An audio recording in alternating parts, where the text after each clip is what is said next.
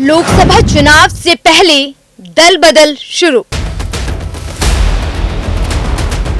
हाथ को छोड़ कमल को थाम रहे बड़े नेता। बीजेपी जब 2014 में केंद्र की सत्ता में आई तो नारा दिया कांग्रेस मुक्त भारत, और अब 2024 में लोकसभा चुनाव से पहले धीरे धीरे कांग्रेस के वरिष्ठ नेता हाथ का साथ छोड़ कमल को ज्वाइन करते जा रहे हैं। ऐसे में आज देश की राजधानी दिल्ली में केंद्रीय गृह मंत्री अमित शाह ने बीजेपी के राष्ट्रीय अधिवेशन में परिवारवाद पर हमला बोलते हुए कहा कि कांग्रेस में 4 पीढ़ियों तक नेता नहीं बदला गया। ऐसे में हास्य किए गए लोग आज बीजेपी में शामिल होकर लोकतंत्र की यात्रा में जुड़े हैं। अमित शाह ने विपक्ष पर हमला बोलते हुए कहा कि मैं बीजेपी के करोड़ों कार्यकर्ताओं से कहना चाहता हूं, अगले चुनाव में 2 खेमे आमने सामने हैं। एक तरफ है मोदी जी के नेतृत्व वाली एनडीए, तो दूसरी तरफ है कांग्रेस के नेतृत्व में सारी परिवारवादी पार्टियां, घमंडिया गठबंधन। सोनिया गांधी का लक्ष्य राहुल गांधी को पीएम बनाना है, शरद पवार का लक्ष्य बेटी को सीएम बनाना है, उद्धव ठाकरे का लक्ष्य बेटे को सीएम बनाना है, लालू यादव का लक्ष्य बेटे को सीएम बनाना है, तो मुलायम सिंह यादव ने तो अपने बेटे को सीएम बना ही दिया था।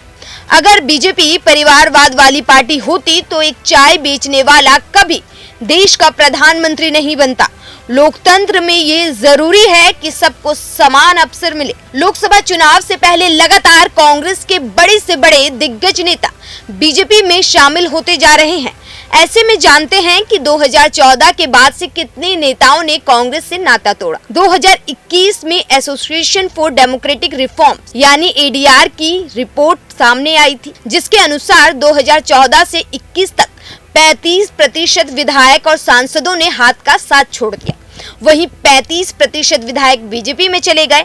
इसके साथ ही 20% चुनावी उम्मीदवारों ने कांग्रेस से नाता तोड़ दिया। मतलब ये वो 20% लोग हैं जिन्हें कांग्रेस चुनाव में खड़ा करने वाली थी, लेकिन उन्होंने फिर भी कांग्रेस को छोड़कर दूसरी पार्टियों में चले गए। दिग्गज कांग्रेस नेता रहे ज्योतिरादित्य सिंधिया ने मार्च 2020 में पार्टी से इस्तीफा दे दिया था और बीजेपी में शामिल हो गए थे। वहीं जीतन प्रसाद राहुल गांधी के बेहद करीबी माने जाते थे। उन्होंने भी जून 2021 में कांग्रेस को छोड़ दिया और उसके बाद बीजेपी में शामिल हो गए। पूर्व केंद्रीय मंत्री आरपीएन सिंह जनवरी 2022 में कांग्रेस छोड़कर बीजेपी में शामिल हो गए थे। पंजाब कांग्रेस के अध्यक्ष रहे सुनील जाखड़ ने मई 2022 में पार्टी छोड़ दी थी।